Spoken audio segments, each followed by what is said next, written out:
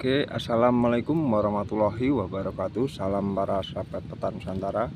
Di sini saya akan berbagi tips untuk melakukan perawatan pertama pada tanaman yang sedang ditimpa kebanjiran. Oke, para sahabat petani Nusantara, sebelum lanjut ke video selanjutnya, jangan lupa untuk menekan tombol subscribe agar video ini dapat berkembang serta bermanfaat untuk para sahabat petani Nusantara. Oke, para sahabat petani Nusantara, ini adalah penampakan dari tanaman kacang serta tanaman sebelahnya juga ada tanaman paria, serta yang di bagian utaranya adalah tanaman terong yang sudah tergenang banjir kira-kira 4 hari ya para sahabat petani Nusantara. Dan alhamdulillahnya tanaman masih diberikan kesegaran serta masih ada yang hidup semua. Untuk paria di sini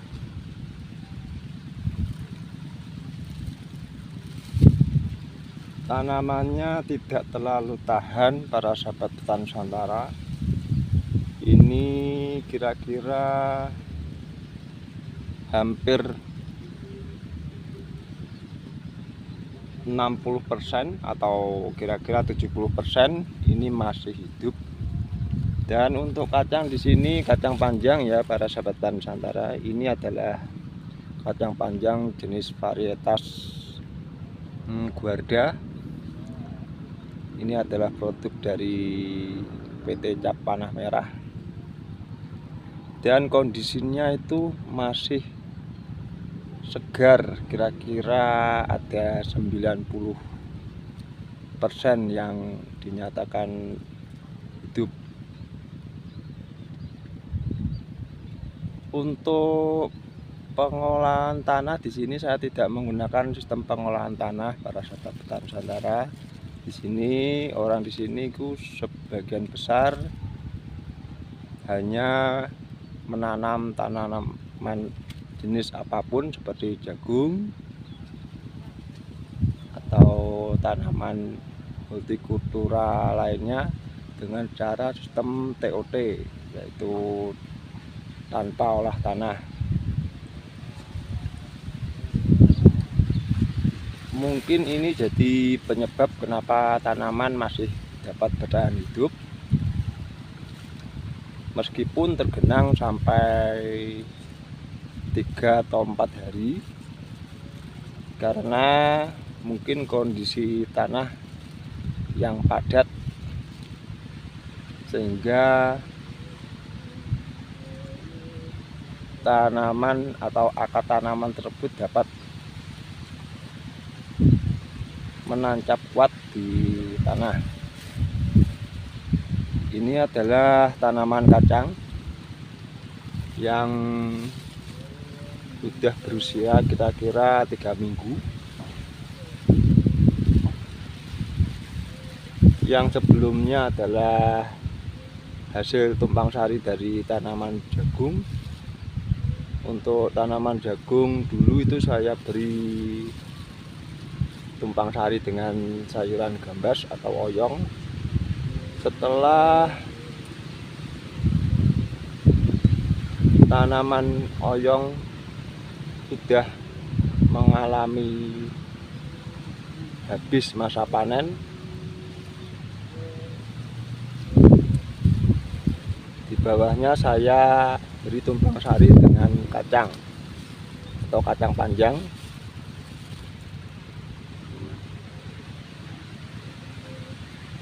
Karena mengapa saya langsung beri tanaman kacang, karena musim sudah memasuki musim hujan.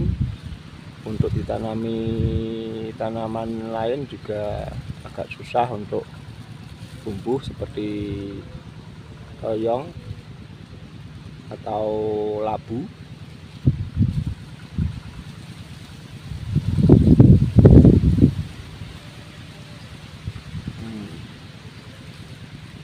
Jadi untuk perawatan tanaman yang tergenang air di sini, saya akan melakukan proses penyepraian dengan nutrisi-nutrisi ionik yang bisa membangkitkan tanaman tersebut agar lebih seger dan nutrisi yang cepat diserap oleh tanaman.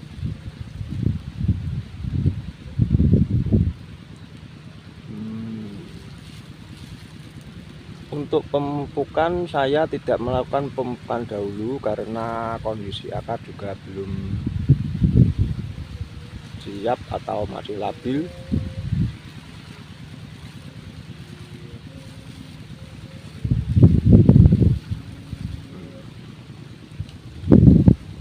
Ini adalah kondisi tanaman kacang.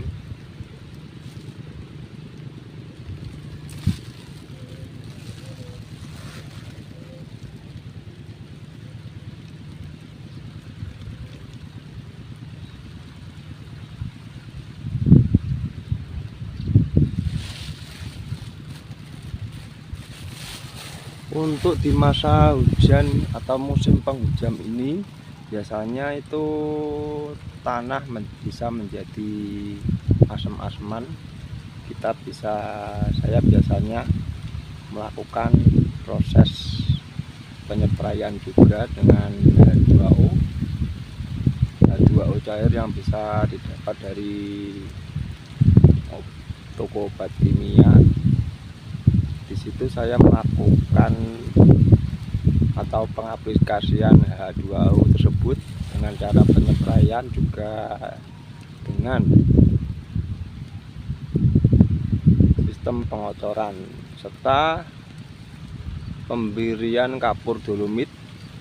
Tapi saya di sini hanya menggunakan batu kapur atau gamping ya para sahabat petani Nusantara. Jadi gamping itu yang saya beli di toko bahan bangunan kira-kira sekitar 5 kilo itu saya keringkan dulu, kemudian saya beri air sedikit demi sedikit agar batu gamping tersebut dapat hancur serta mudah untuk pengaplikasian pada tanaman yang terserang banjir ini.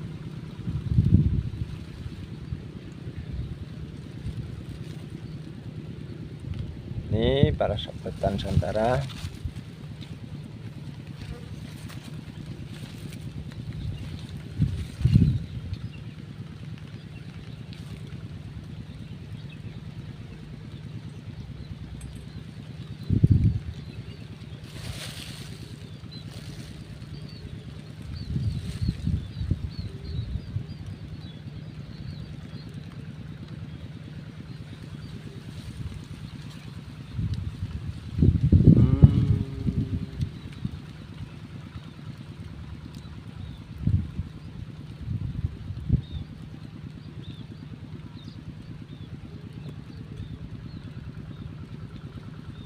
dan untuk proses pemupukan mungkin akan saya lakukan atau saya aplikasikan setelah tanaman ini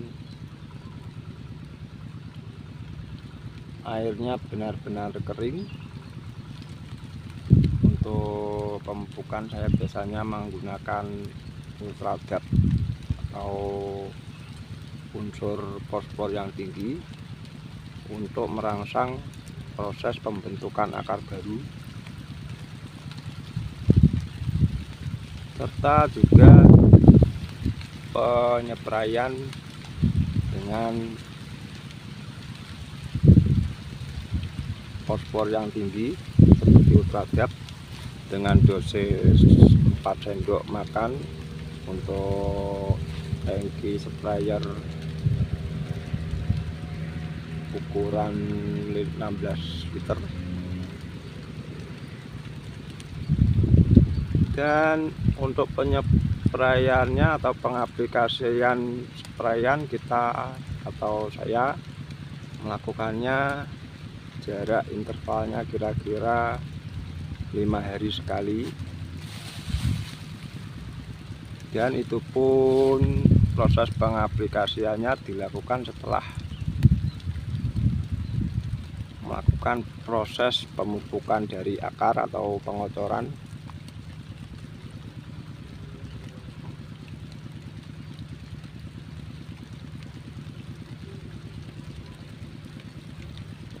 Di sini bertujuan untuk mempercepat proses pertumbuhan pucuk,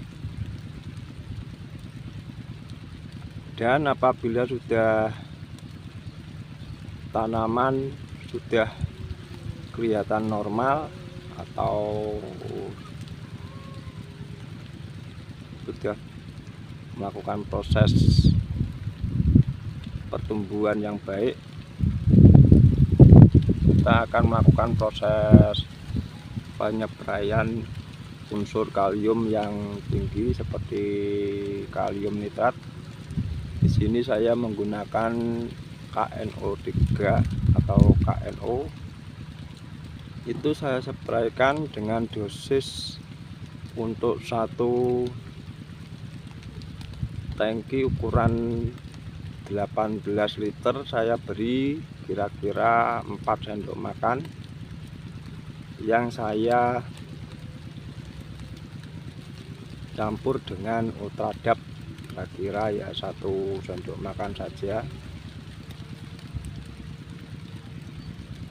agar proses pertumbuhan dari pucuk tersebut terus tumbuh. Karena unsur fosfor yang tinggi pada Ultradap tersebut juga dapat memacu pertumbuhan bunga,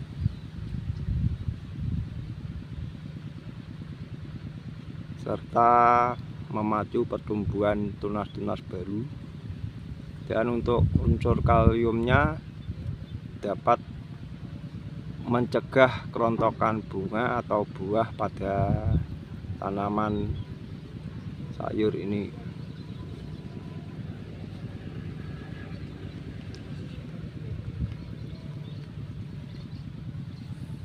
Ini adalah penampakan dari tanaman paria yang sudah mengalami masa berbuah, yang kira-kira sudah berumur 60 hari. Ini sudah dilakukan proses pemanenan sekali. Untuk masa panennya atau hasil panennya dapat kira-kira masih 18 kilo. Dan untuk target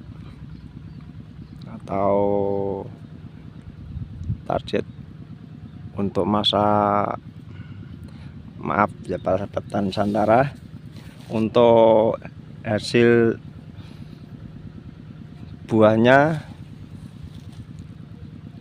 kita akan mencapai target kira-kira 3 kuintal untuk lahan seluas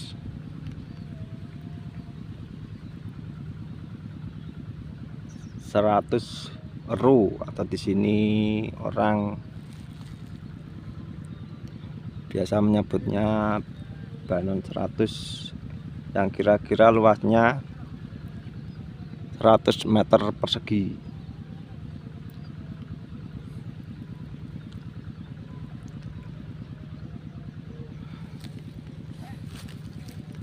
Di masa berbuahnya tanaman paria itu sangat rentan sekali terhadap serangan hama lalat buah. Untuk mengantisipasi tersebut, saya biasanya tidak melakukan penyepraian. Mungkin melakukan penyepraiannya tidak sesering mungkin atau tidak terlalu sering. Jadi untuk mengantisipasinya saya melakukan pemblongsongan atau pemasangan plastik pelindung dari sengatan alat buah. Mengapa saya menggunakan plastik pelindung itu? Karena untuk hasil buah itu aman sampai masa panen itu kira-kira 99% mungkin akan berhasil.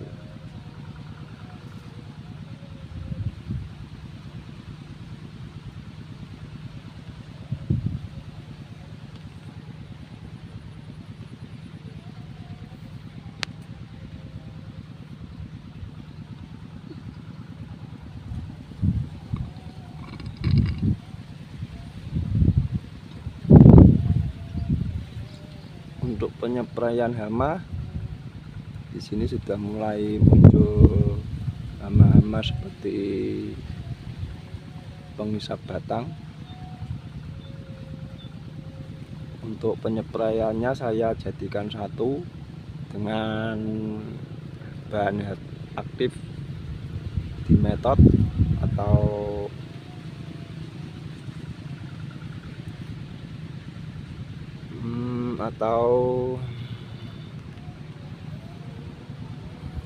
insektisida yang berbau menyengat. Di sini saya memakai produk dari Darmasan yang baunya sangat lumayan menyengat karena kandungan dari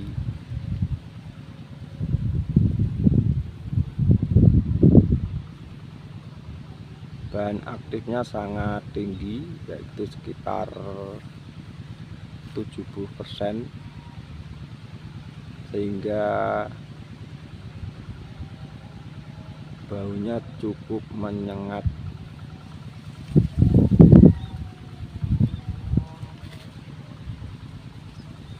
Untuk proses penyemprotan di sini, di saat masa berbuah ini saya biasanya melakukan penyepraiannya dengan rolling, yaitu untuk 5 hari. Yang pertama menggunakan bahan yang mengandung bahan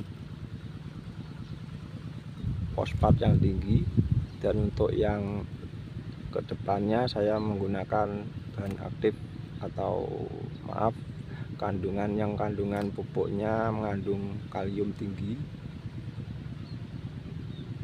Dan di situ saya melakukan pengulangan sampai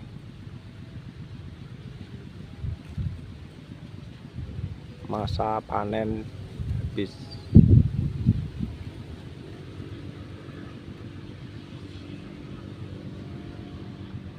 Untuk pemupukan sendiri saya melakukannya dengan sistem kocor karena itu sangat efektif dan efisien, karena tidak dilakukan pengairan karena di sini tanah juga masih basah, sehingga setelah melakukan pengocoran pupuk tidak dilakukan pengairan, mungkin sangat aman-aman saja ya para sahabat petani Nusantara.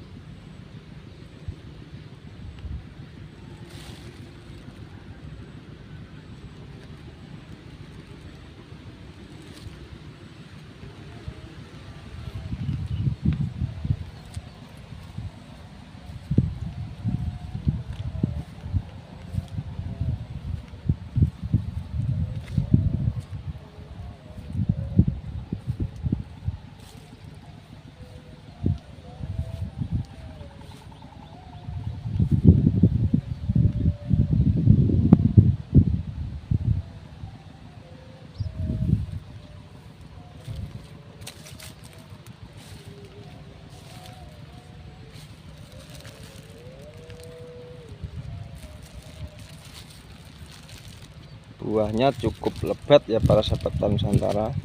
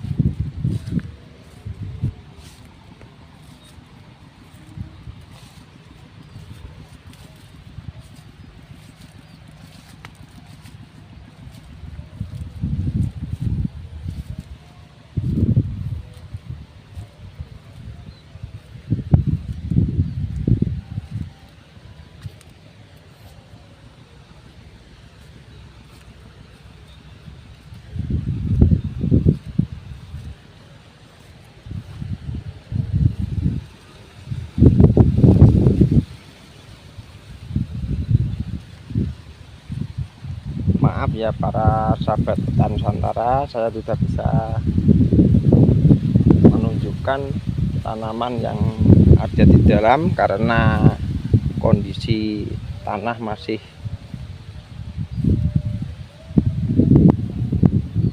terlalu basah sehingga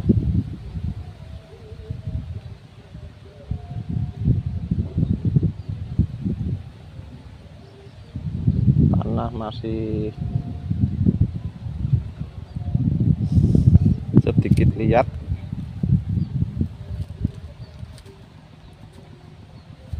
Jadi hanya menunjukkan dari pematang sawah saja.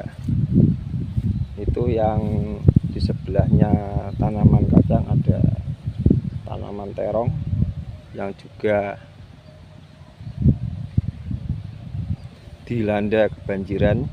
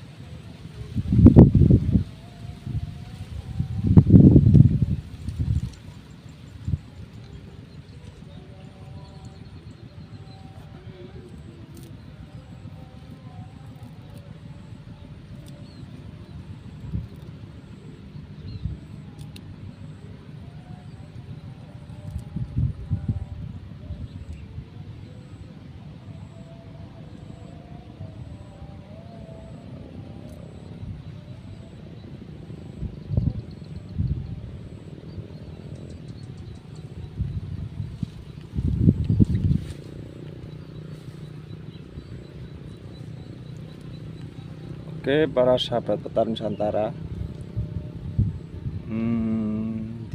sekian dulu video dari saya.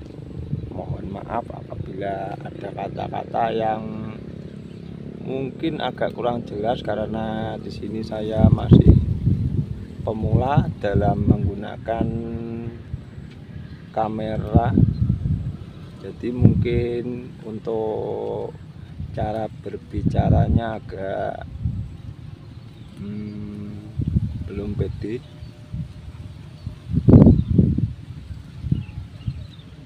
Dan semoga video ini dapat bermanfaat serta